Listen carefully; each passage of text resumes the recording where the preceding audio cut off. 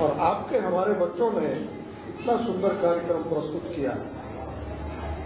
मैं समझता हूं कि इस प्रकार के कार्यक्रम यदि हमारे अंदर हम अपने इनको थोड़ा सा नियमित रूप दे दें और कम से कम महीने में एक बार नहीं, 2 महीने में एक बार, 3 महीने में एक बार, जैसा भी अपने व्यवस्थापक ठीक समझें हो, ये बहुत अच्छी बात है। अब छोटे छोटे बच्चों ने आपके सामने गायत्री मंत्र बोले हैं, छोटे छोटे बच्चों ने स्वामी दयानंद की जीवनी बोली है, छोटे छोटे छोटी सी बच्ची ने आपके सामने संध्या के मंत्र बोले हैं। तो ये वास्तव में ऐसा ही होता है। वास्तव में जो जीवन की नींव है वो ऐसे ही पड़ती है, और यदि जीवन की नींव मजबूत है तो उस जीवन को कोई हिला नहीं सकता है। जब हम बच्चे थे, मुझे अपना बचपन याद आ रहा था बहुत सी बातें सुनकर के, तो ऐसे ही हमारी विजडम की शाखाओं में जाते थे, आर्य समाज में जाते थे, मंत्र बोलते थे, कविताएं सुनाते थे, कविताएं लिखते थे। अब एक छोटे से बच्चे ने आकर के झंडा हाथ में लेकर के बड़े बहादुरी के साथ एक गीत सुनाया। तो ये सब बातें मुझे बड़ी अच्छी लग रही थी। मैं समझता हूँ आप सबको भी अच्छी लग रही थी। इसमें मुख्य बात 2 है, एक तो बच्चों का पार्टिसिपेशन और दूसरे हमारे व्यवस्थापकों का टीम वर्क से कार्य करना। यद्यपि ये टीम वर्क है, परंतु फिर भी इसमें जो विशेष रूप से टीम में भी विशेष व्यक्ति होते हैं।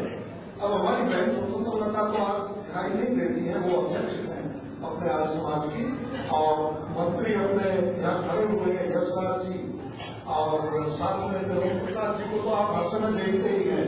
ये तो कभी भी कोई कार्यक्रम हो तो सबके साथ लगे ही रहते हैं, बच्चों में बच्चों जैसे, बड़ों में बड़ों जैसे, और जैसे भी हो अपना सबके साथ लग करके काम करते हैं।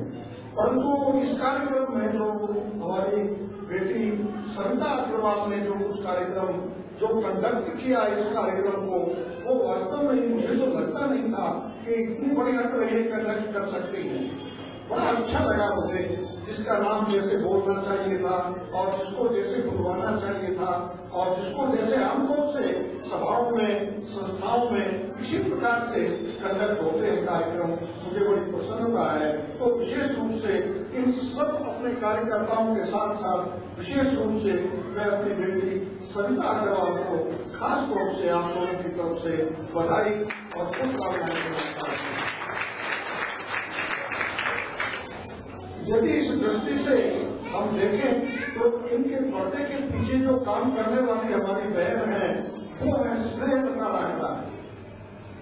इन्होंने काफी बच्चों को तैयार किया है। मुझे भी इन्होंने फोन किया कि आपके बच्चे तैयार हो रहे हैं कि नहीं हो रहे हैं। हाँ, मैंने कहा मैं देखता हूँ हो रहे हैं। तो मुझे लगता नहीं था कि वो तैयार हो जाएंगे, परंतु मुझे प्रसन्नता है कि मेरी 2 पोतियां यहाँ आई और उन्होंने कुछ अपने ढंग से कुछ सुनाया। परंतु उसमें मेरी प्रेरणा इतनी नहीं है, न उनकी माँ की इतनी प्रेरणा है, बल्कि स्नेह की प्रेरणा उसमें अधिक है बजाय इसके कि घर वालों की। तो ये है। तो मैं समझता हूँ कि इस प्रकार से चाहे ये टीम वर्क है, फिर हमारे चावला की फोटो ले रहे हैं और हमारी बहनें भी कुछ फोटो ले रही थी, तो बच्चों के हौसले अफजाई होते हैं, उत्साह बढ़ता है। ये बहुत ही प्रसन्नता की बात है।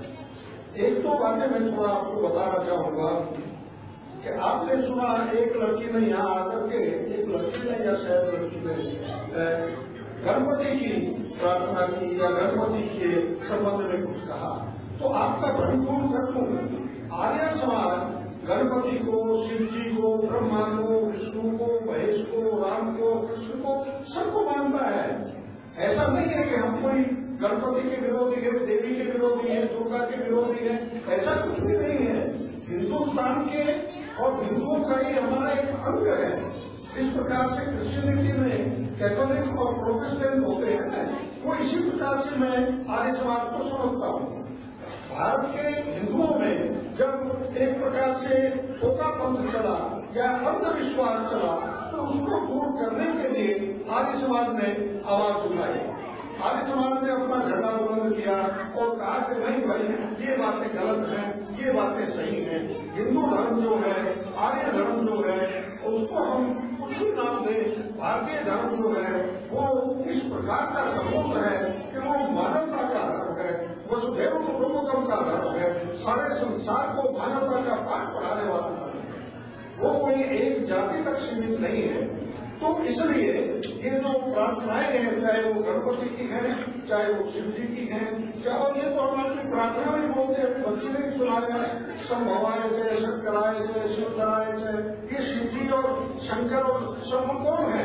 ये सब हमारे ये सब देवी देवता आप सबको कहते हैं। अंतर केवल इतना ही है कि हम लोग इनकी मूर्ति बनाकर के इनकी पूजा नहीं करते। मैं यहाँ आकर के आपको कोई दो ज्ञान की बात कहूँ तो आपको प्रसन्नता होगी, आप समझेंगे कि ये तो अच्छी बात है।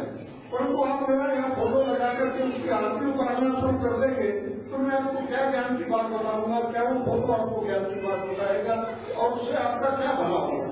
स्वामी दयानंद ने तो स्वयं ये कहा था कि देखो मैं अब जा रहा हूँ, जाते समय मैं अब जा रहा हूँ और पीछे से ऐसा न हो कि लोग मेरी मूर्ति बना करके या स्टेचू बना करके या कोई समाधि बना करके या कोई आश्रम बना करके मेरी पूजा करने लगे, उस पर फूल चढ़ाने लगे।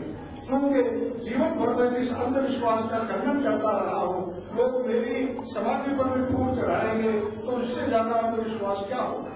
तो मैं ये आपका एक भ्रम थोड़ा सा दूर करना चाहता था कि गणपति के संबंध में कुछ कहना, शिव जी के संबंध में कुछ कहना, आगे समाज किसी के से कहना अच्छी बात है। तो खैर बहुत सी बातें हैं और मुझे अत्यंत